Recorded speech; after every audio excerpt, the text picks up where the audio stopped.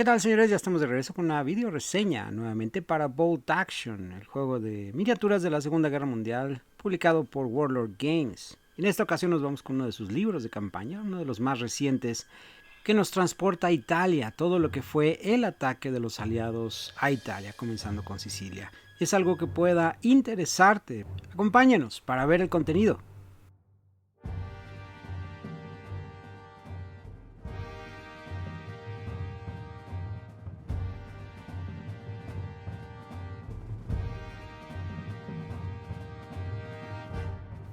Warlord Games hasta recientemente a los italianos les comenzó a dar mucha más pila. Ya contábamos con el libro de los Axis y los italianos que daba bastante información con respecto a cómo jugar un ejército de italianos. Ahora con este libro de campaña nos podemos meter de lleno a todo lo que es no nada más el ejército italiano, sino a todo el conflicto que se desarrolló en territorio italiano después de haber jugado un papel muy importante tanto en África y en Grecia. El libro está un poco dañado por el empaque, lamentablemente, cosas que pasan en los envíos. Fuera de estos detalles, el libro viene en una excelente calidad de impresión en mate, como es ya costumbre en estos libros de campaña de Bolt Action, en pasta delgada. Y lo que es todo lo que es a color, el arte está resaltado en una especie como de satinado. También el logotipo de Warlord Games está resaltado de esta manera. El libro tiene un total de 176 páginas y como ya es costumbre también con Warlord Games y Osprey Games, que a final de cuentas son los que publican, no desperdician ni un solo espacio. Tienen una mezcla muy bien balanceada entre imágenes, arte, que nos evoca mucho al periodo y a la situación que se vivió históricamente, escenarios, información, tablas para los listas de ejército y también mapas que nos ayudan a ubicar perfectamente dónde fueron los conflictos para que nosotros podamos crear eso en nuestras campañas.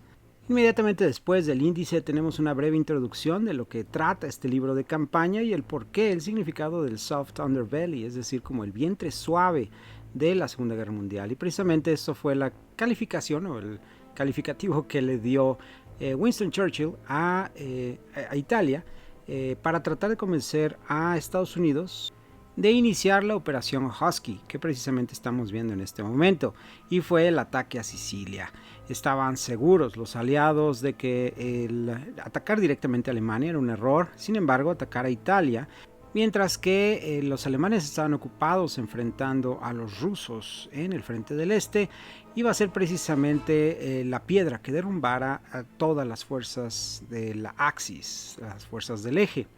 Estos primeros páginas de la operación Husky nos llevan a los detalles del escenario para nosotros poder recrear todos estos enfrentamientos clave que se dieron y nos da muchísima información, incluso en esos recuadros, sobre los aspectos históricos de cómo se libraron estas batallas. Es un trabajo en verdad sorprendente todo lo que han hecho estos diseñadores, estos escritores en los libros de campaña, porque logran recrear esos escenarios y nos dan una fiel representación de las fuerzas que estaban ahí y también de las impresiones que tuvieron los aliados al desembarcar y lógicamente de los italianos que estaban en estas posiciones. Los escenarios están diseñados para que varias facciones puedan intervenir en ellos de acuerdo a lo que históricamente sucedió. En los primeros escenarios estamos viendo a los británicos enfrentando a italianos en sus posiciones, pero en escenarios más adelante vamos a ver a los alemanes incluso también tomar su lugar en la defensa de Italia, porque a final de cuentas estaban ahí para apoyar. Y también vamos a ver los americanos. Después de cubrir todo lo que es los primeros desembarques en Sicilia, nos vamos a Messina y esa precisamente papel que ya jugaron los alemanes en la defensa, y este es uno de los escenarios más representativos, más emblemáticos de esos ataques en Italia. Esta sección en la que nos vamos a precisamente Messina y Troina viene con su propio mapa. Cada una de estas secciones o capítulos están diseñados como mini campañas y vienen con todo lo que necesitas, incluyendo reglas especiales, para el equipo y ejércitos que vas a utilizar, y muchos te hacen referencia a los apéndices que están al final para que también puedas estar recurriendo a ellas, a esas secciones, sin que te llenen de información o de datos que en el momento cuando estés leyendo los escenarios no son tan importantes. Ya después tendrás tiempo de consultar listas de ejército, reglas especiales de terreno, de alambre de púas, todo eso. Aquí lo importante y en lo que se concentra el juego es precisamente en describir los escenarios, posiciones de los ejércitos, condiciones del clima, cosas por el estilo. Todo lo que estás viendo aquí es oro puro, es a final de cuentas narrativa para tus juegos, es lo que le va a inyectar esa carga de importancia o el por qué se la están jugando en esa batalla tus jugadores, tú y tu contrincante. Cada uno de los escenarios viene muy bien narrado y también con características de todo lo que necesitas saber, objetivos, el despliegue, cómo van a manejarse las reservas. Al final de cada escenario tenemos una sección que es el Aftermath, que precisamente es como una especie de resumen de qué ocurrió históricamente aquel día o en aquella batalla. Y lo interesante de todo esto es que te da elementos para poder seguir creciendo estas pequeñas secciones de escenario. Por ejemplo, nos habla del Black Monday y nos da las fuerzas que están involucradas en este enfrentamiento y las posiciones, pero nos deja material adicional como para poder ver qué pasó con otras secciones también de enfrentamiento en los flancos. El clima y la humedad fueron uno de los grandes enemigos durante todo este periodo de la guerra en 1943 en Italia, y todo esto nos cubre un periodo prácticamente dentro de un lapso de un año. Y la campaña nos deja precisamente ya en el invierno de 1943 con las acciones ya de los aliados, resumiendo todo el conflicto en 13 escenarios oficiales y, como les digo, con opciones como para poder seguir creciendo y hacer algunos escenarios adicionales. En mi percepción, el libro deja muchas cosas todavía abiertas como para un segundo libro en el frente italiano. Y como ya estoy mal acostumbrado, pues yo feliz si eso sucede. Más libros de campaña que nos sigan dando más información y batallas históricas de la Segunda Guerra Mundial. Precisamente esta última operación, Operación Raincoat, que está resumida en 2 escenarios. El primero de ellos estoy ya imaginando cómo voy a preparar el terreno para que se desarrolle, y es precisamente Monte la Defensa, que tiene que ver con terrenos de diferente elevación, y sí, hay que cuidar ese tipo de escenografía que podamos necesitar para este tipo de escenarios. Ahora, ¿qué sucede si no eres un jugador propiamente dicho histórico? Es decir, te gusta Bolt Action, te gusta el sistema de juego, pero eres más bien competitivo o quieres un juego más casual que no se involucre tanto en algún evento histórico. Aún así, todos estos escenarios, la verdad, aportan muchísimo más que los escenarios base que vienen en el libro de reglas. Te recomendaría mucho que le des una oportunidad a jugar uno de estos escenarios como prueba, si tú quieres. En verdad te digo, no te vas a arrepentir, vas a descubrir un lado que tal vez no conocías y valorabas del juego.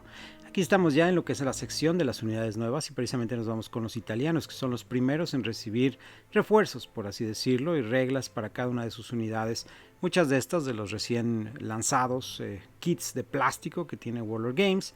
Y después de esto nos vamos con los alemanes, que a final de cuentas estás hablando de la otra parte también de los países del eje.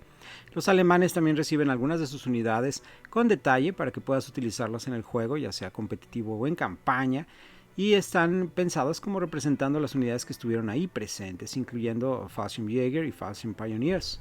De ahí nos vamos con las unidades británicas nuevas y las unidades de la Commonwealth, que vienen siendo los países allegados a Gran Bretaña. Hay que recordar que Gran Bretaña todavía tenía un gran dominio imperial sobre otros países como la India, por ejemplo. Después de la sección de infantería nos vamos a algunos vehículos muy interesantes. Ahí tenemos un Bren Carrier, por ejemplo, con un diagrama muy interesante. Se me van los ojos ahí.